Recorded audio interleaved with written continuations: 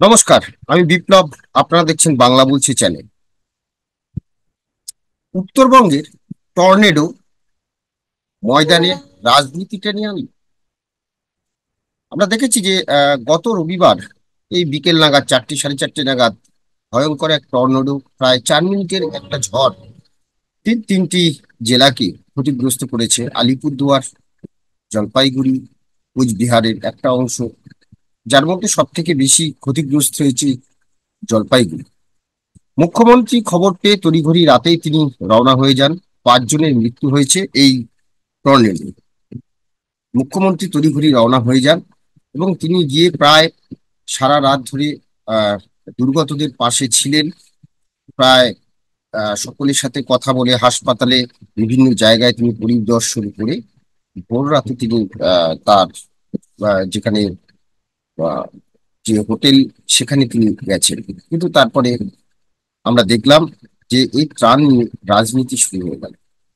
গেলেন বিরোধী দলের নেতা শুভেন্দু অধিকারী, কিন্তু তারপরে গেলেন অভিষেক বন্দ্যোপাধ্যায়, রাজ্যপাল সিবি আনন্দ বোস তিনিও গেলেন।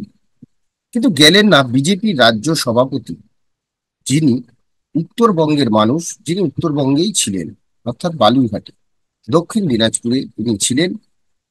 জানি ভোট বড় বালাই। হ্যাঁ, তিনি আহ ভোট প্রচারে হয়তো ব্যস্ত ছিলেন, রবিবার সবই ঠিক আছে, কিন্তু তিনি তো সকলের আগে তো তিনি পৌঁছতে পারতেন। যখন আহ আহ ঝড়টি হয়েছে বিকেল সাড়ে 4টের পরে, তারপরে যখন চারজন মানুষের প্রথমে মৃত্যু হচ্ছে, পরে আরো একজন মারা গেছে যা প্রশাসন সূত্রে জানা গেছে। সেই জায়গাটা থেকে তিনি কেন গেলেন না? মাত্র তো বালুরঘাট থেকে 4 থেকে 5 ঘন্টা রাস্তা। তো সেখানে যেতে তো তার তো আগে পৌঁছানো দরকার ছিল। তিনি রাজ্য বিজেপির সভাপতি, অতএব দুর্গতদের পাশে, তিনি উত্তরবঙ্গের মানুষ, দুর্গতদের পাশে তো তার আগে পৌঁছানোর কথা।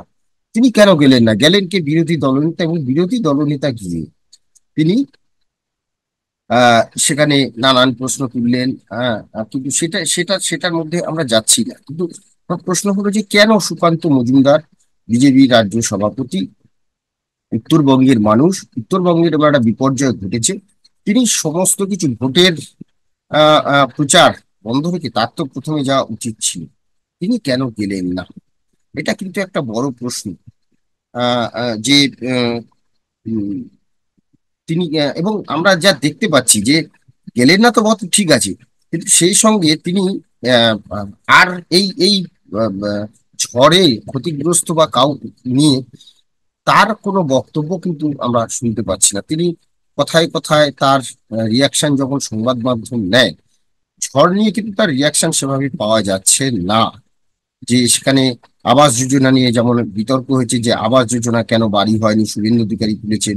আবার অভিষেক বন্দ্যোপাধ্যায় বলেছেন যে টাকা বন্ধ রেখেছে আবাস যোজনায়, সেই জন্য এই প্রাকৃতিক দুর্যোগে মানুষ সে ছাদ হারিয়েছে।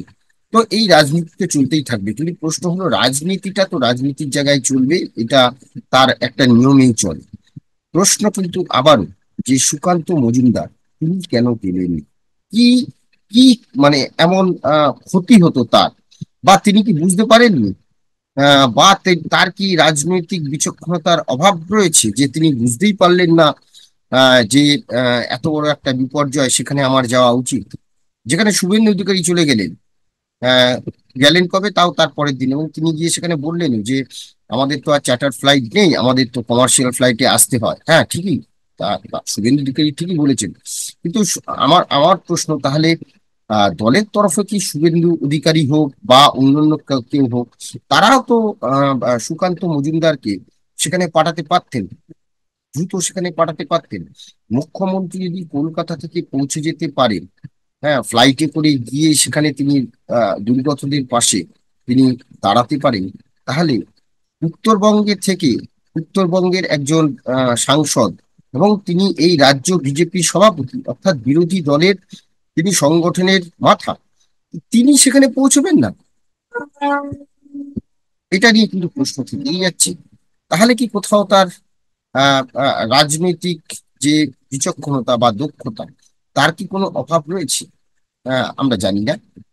বা তাকে তার দল, বিজেপির অন্যান্য পদাধিকারী যারা আছে এই রাজ্যে, বা আর আমি প্রধানমন্ত্রীর কথাও বলতে পারি বা স্বরাষ্ট্রমন্ত্রী, যারা কথায় কথায় যেরকম স্বরাষ্ট্রমন্ত্রী মুখ্যমন্ত্রীকে ফোন করে খোঁজ খবর নিয়েছেন, তেমনি তারা কি কেউ তাকে পাঠাতে পারতেন না যে আপনি উত্তরবঙ্গে রয়েছেন, আপনি দ্রুত যান, পরিস্থিতি সামলাতে আপনাকে সেখানে প্রয়োজন, আপনি যান, কেন গেলেন না? এটা নিয়ে কিন্তু প্রশ্ন থেকেই যাচ্ছে। এবং আহ, আহ, এই যে মানে ছোট্ট বিষয় মনে হচ্ছে, খুবই ছোট বিষয়, ছোট বিষয় কিন্তু বিষয়টা নয়। যে সুকান্ত মজুমদার তিনি উত্তরবঙ্গে রয়েছেন, ইতিমধ্যে তৃণমূল সেই প্রশ্ন তুলে দিয়েছে, অভিষেক বন্দ্যোপাধ্যায় সেই প্রশ্ন তুলে দিয়েছে যে কলকাতা থেকে যদি সকলে চলে আসতে পারে, তাহলে বিজেপি রাজ্য সভাপতি সুকান্ত মজুমদার কেন আসতে পারলেন না? রাজ্যপাল চলে এলেন, তিনি দেখছেন এবং তিনি তো জানেন যে মুখ্যমন্ত্রী যখন এসছেন, আসছেন, সংবাদ মাধ্যমে জানা গেছে, সঙ্গে সঙ্গে তার তো সেখানে দ্রুত চলে যাওয়া উচিত ছিল।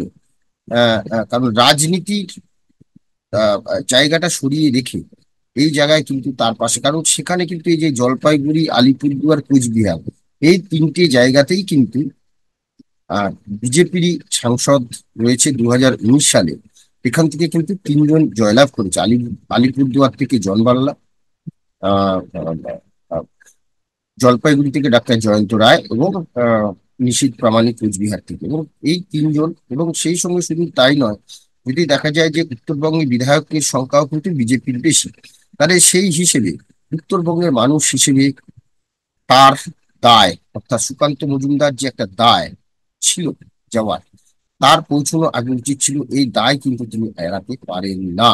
আমরা জানি না তিনি কি বলবেন এরপরে, কিন্তু মানে এইটা এই এই দায় তিনি কিন্তু এড়াতে পারেন না, যে তার কিন্তু সেখানে পৌঁছানো সকলের আগে উচিত ছিল।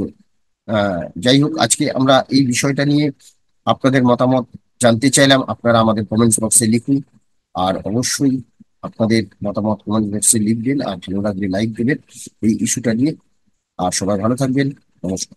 বাংলা বলছি চ্যানেলটি সাবস্ক্রাইব করুন এবং সমস্ত অনুষ্ঠানের আপডেট পেতে বেল আইকনটি অন করুন।